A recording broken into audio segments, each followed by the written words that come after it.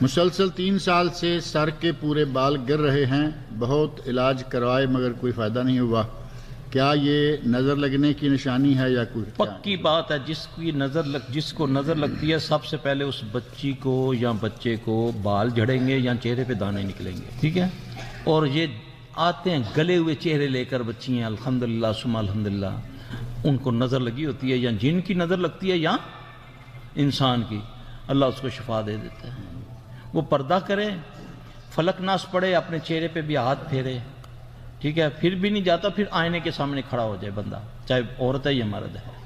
پھر وہ پہلے سورہ پڑھے، والتین والزیتون وطور سینین وہذا البلد الامین لقد خلقنا الانسان فی احسن تقویم، اس کی وہ جتنی چاہے تکرار کر لے اس آیت کی،